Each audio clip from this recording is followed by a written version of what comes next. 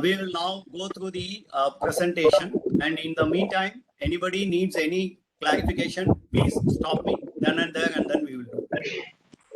And what we will do, we will now go to the cloud computing. What is cloud computing? So we will try to demystify the term cloud computing. And what is the architecture? Somebody was asking how cloud computing works. So we will see that. I fully agree with you. It is more of technical matter. So let's not really worry in case we are not able to get it fully understandable. But still we will do that. Then how the architecture works in cloud computing? What are all the architecture which is used there? Technology. What are all the benefits? And what is the challenges and concern? Somebody was talking about data storage, and somebody was talking about certificates, what we will be doing. So we will be looking at those aspects also. Now, we go to the a general definition of cloud computing. Okay. See, it is just a definition. There is nothing like this is the right definition or this is the only definition. No, it is a definition which all of us can understand. It's just a term used to describe a new class of network-based computing that takes place over the internet. Two things we should now remember. Cloud computing can happen only when you have an internet and working internet connection and a working internet. So this is a very, very important. It's like your Gmail. If you want to access your Gmail, then I think you need an internet and it should be working. So all of us know that. Apart from that, I don't know, any one of you have used Google Docs? Google Docs. Can somebody answer me, please? Google Docs. Yes. Google Docs. People have worked. People have used or not? Yes, sir, we are using that, sir. Actually, Google Docs. Can you please explain what it is, Mr. Bharat Kumar? No, it's a Google Docs is one of the cloud documentation like we are using MS Office, MS Word, Excel, no. So that like we can use in online itself, sir. All those things. So does that mean that you need not have the MS Office package installed in your desktop or laptop and still use the Word, Excel and all? Did I understand properly? Yeah, actually we don't need any softwares for that, sir. Actually just we can sign in to Google itself and we can use it Word, Excel or slides, all those things, sir. So to the cloud itself we can use it.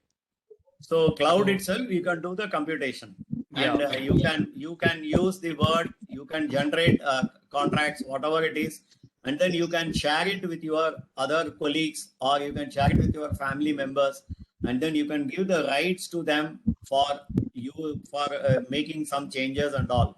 So otherwise, what will happen in the normal system? You make one particular, let's say, a worksheet, and you want to send it to your colleague, then you have to mail it to him. He has to download it, make some changes, again save it, again upload, and then send it to you by mail. So this takes time, whereas cloud computing really takes off all this paraphernalia complication so that you can start working on a cloud, create a document, and then save it, and then share it with, you can give permission for others to open it and then make some changes and all. This is you can say a basic cloud computing, and many of us must be doing it day in, day out also without actually calling it as a cloud computing.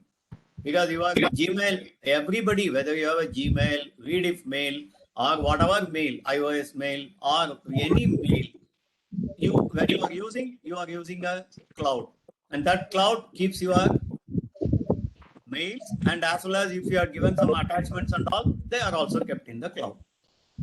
Okay, so this becomes very, very easy for us to keep it in the cloud. Okay, now what happens? Now it is basically a step on from utility computing.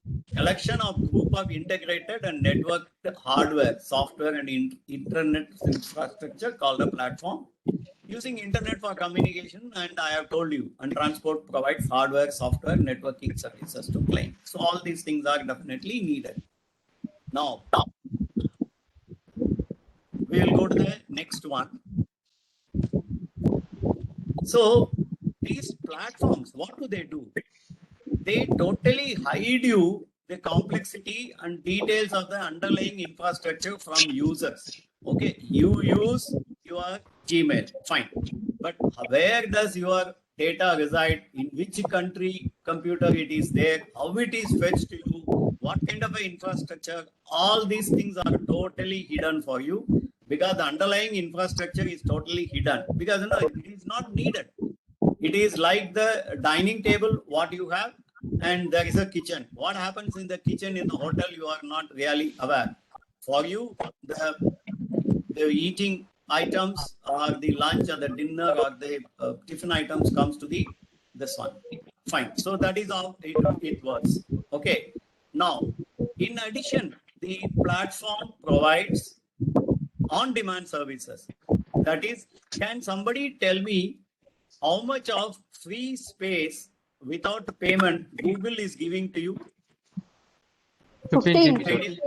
15. 15 GB. Okay. Yes. What happens? And every time when you are seeing the mail, you will be seeing what is the total space that you have used so far. You must have seen, many of you. Yes or no? Yes, sir. Yes, sir. Yes. Now, what happens if you are running out of space? What does Google tell you? You can Need pay some- and Yeah, please go ahead, madam. we can make an additional payment and get extra storage. You can make the additional payment and get additional storage. That is what it says. You can have a demand service. I want additional space. That's a demand. We will be able to do that. Okay. That is how the Google works. So you can have a do and pay and use as needed. Elastic.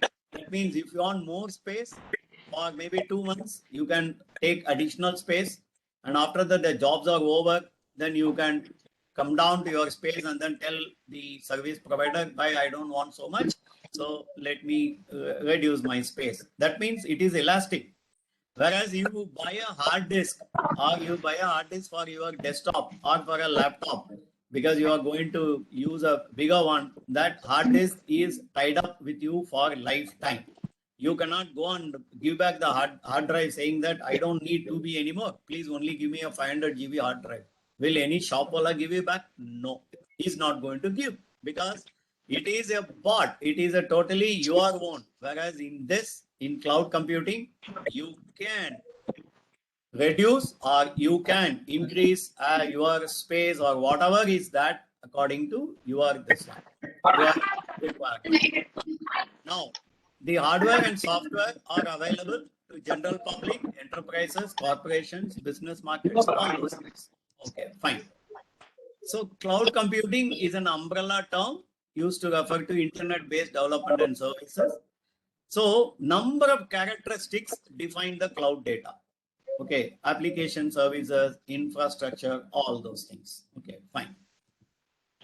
Now, cloud, where it is hosted, somebody was asking this question. So it is remotely hosted. Where it is really hosted, we may not be knowing because many anybody has a question? Can others put on their mic on switch off mode so that no, it doesn't disturb the others. Okay. Now it is remotely used, remotely hosted, and at a different place, and it services or data are available from anywhere in the world. See, it is not that you have a Amazon when you want to buy their services on cloud computing. Maybe their system or the data is kept in some other country or some other continent, whereas you will be able to use it anywhere. Like Prime movies, whatever you are seeing, you are able to see from anywhere those movies these days, all the OTT platform and all I'm talking. Then it is all commodified. Okay, it is a it is basically a complete like a gas and electricity. You pay for what you want, not that you end up totally having tied up with a particular facility. So we will come to this architecture. So before architecture, does anyone has any doubt? You may please ask me, please. Whatever we have now